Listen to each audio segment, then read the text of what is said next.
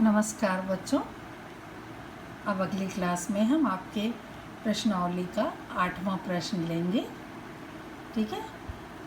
क्या -1 सही 1/8 का गुणात्मक प्रतिलोम 8/9 है और क्यों? तो सबसे पहले इस -1 सही 1/8 को हम पूरा परिमेय संख्या के रूप में लिखेंगे। आपने देखा है ऐसी संख्याओं को कैसे लिखते हैं? 8 × 8 धन 1, जब जोड़ेंगे तो कितना आएगा? 9/8। चूँकि यहाँ माइनस चिन्ह है तो माइनस लिखा रहेगा। 8 × 8 9/8। 9/8 का गुणात्मक प्रतिलोम निकालने के लिए हम लोग क्या करते हैं? चिन्ह नहीं बदलते हैं, अंश और हर को पलट देते हैं। तो -9/8 का गुणात्मक प्रतिलोम क्या होगा? -8/9। ठीक है। क्यों? क्योंकि 9/8 और -8/9 का गुणा क्या होगा? 1। और ये कटेगा, 8 कट जाएगा, 9 कट जाएगा, माइनस माइनस प्लस 1 हो जाएगा। 1 आना चाहिए। गुणात्मक प्रतिलोम जिस संख्या का हो उन दोनों को गुणा करने पर 1 आना चाहिए। लेकिन ये जो -9/8 और ये 8/9 का गुणा करने पे क्या आ रहा था? -1 आ रहा था, 1 नहीं आ रहा था। इसलिए 8/9 गुणात्मक प्रतिलोम नहीं है। समझ में आई बात? ठीक। अब प्रश्न नंबर 9 देखते हैं। 9, क्या 3 सही 1/3 का गुणात्मक प्रतिलोम 0.3 है? तो जरा पहले हम 3 सही 1/3 को परिमेय के रूप में करें। ये क्या है? मिश्रित संख्या, शुद्ध परिमेय नहीं है। 3 × 3 = 9 और 9 में 1 जोड़ा 10, 10/3। 3 सही 1/3 का मान क्या है? 10/3। और इसका गुणात्मक प्रतिलोम क्या होगा? हम चिन्ह अंश हर बदल दें। चिन्ह तो धन है तो धन ही रहेगा। तो ये कितना हो जाएगा? 3/10।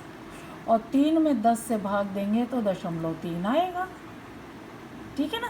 यहाँ 0.3 पूछा, इसका मतलब 0.3 उसका गुणात्मक प्रतिलोम है, क्योंकि 10/3 और 3/10 को गुणा करें तो 1 आएगा। और 3/10 का मान कितना है? 0.3। तो इसका गुणात्मक प्रतिलोम क्या है? 0.3। ठीक है।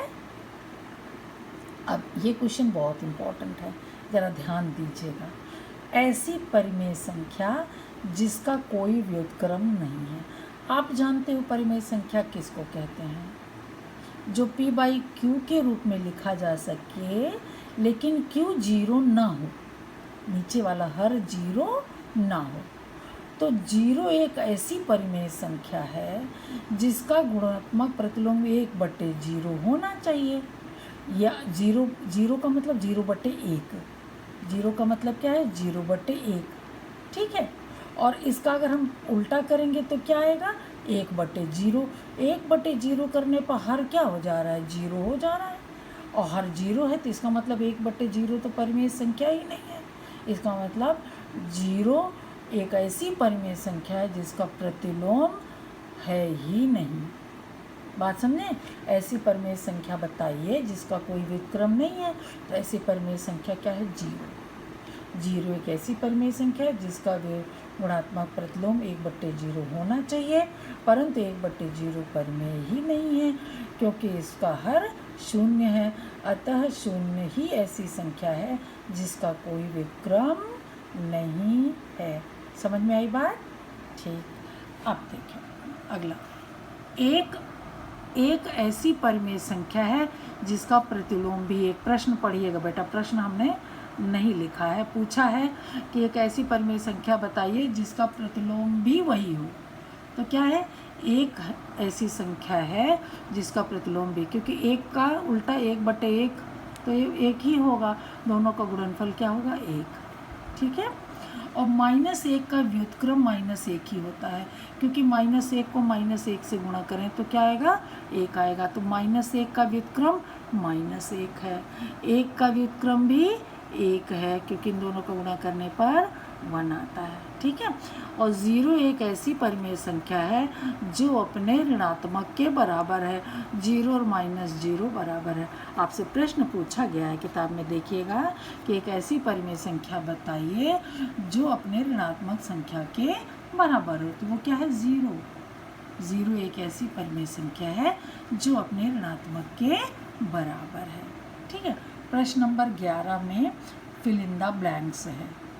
0 का व्युत्क्रम परिभाषित नहीं है। अभी आपने प्रश्न नंबर 10 का पहला ही प्रश्न था कि क्या मतलब कौन सी ऐसी संख्या है जिसका व्युत्क्रम नहीं है, यानी वो परिभाषित ही नहीं है। इसका मतलब 0 का व्युत्क्रम और फिल इन द ब्लैंक्स क्या है? परिभाषित नहीं है। ठीक है, इतनी जगह छूटी हुई है ना। संख्या 1 तथा -1 स्वयं के व्युत्क्रम है। देखो इसमें प्रश्न नंबर 10 के दूसरे में और तीसरे में यही चीज़ है, सॉरी दूसरे में 1 और -1 स्वयं के ही व्युत्क्रम है, अपने ही उल्टे हैं। समझ रहे हैं ना, क्योंकि -1 माइनस गुणा करने पे क्या रहा? 1 को 1 से गुणा करने पर 1, यानी 1 1 का व्युत्क्रम है। ठीक, तो 1 तथा -1 ये फिर दोनों जगह फिल इन द ब्लैंक्स है, स्वयं के व्युत्क्रम है। ठीक, 1 का व्युत्क्रम, -1 का व्युत्क्रम है। ठीक, -5 का व्युत्क्रम क्या होगा? -1/5, चिन्ह नहीं बदला, 5 को 5/1 लिख सकते हैं ना, तो उसका व्युत्क्रम क्या होगा? अंशहार पलटेंगे तो कितना हो जाएगा? 1/5, -1/5। 1/x का व्युत्क्रम क्या होगा? x/1।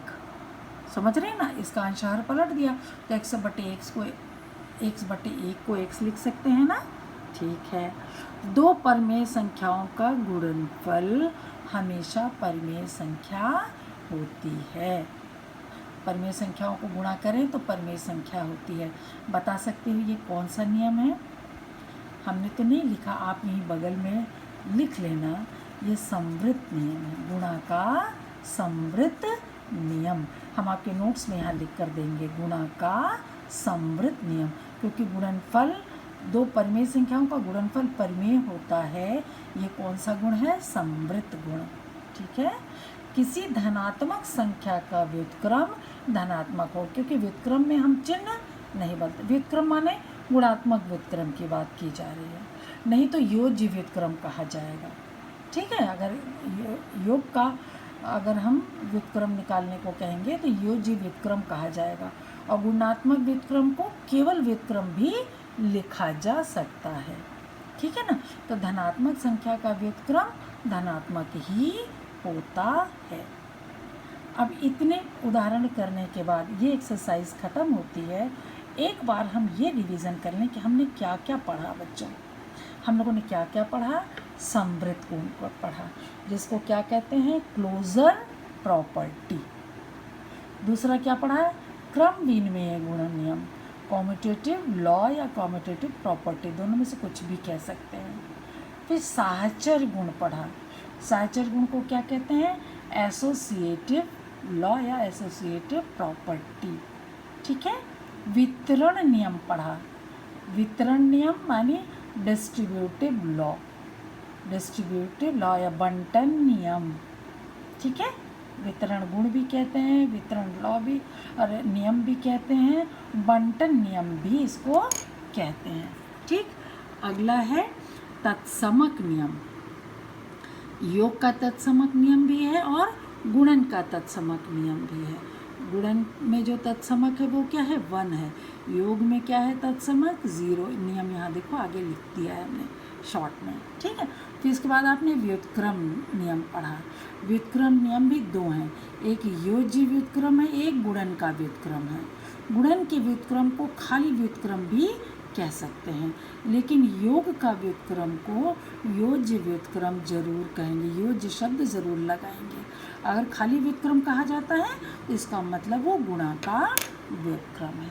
ठीक है, आज का ये चैप्टर ख़त्म होता है। अगले पार्ट में हम आपको एक और नियम बताएंगे, एक और संख्या के बारे में आपको विशेष तौर से परिमेय संख्या को संख्या रेखा पर कैसे निरूपित करेंगे वो हम बताएंगे। क्या बताएंगे? परिमेय संख्या का संख्या रेखा पर निरूपण। ठीक है, थैंक यू।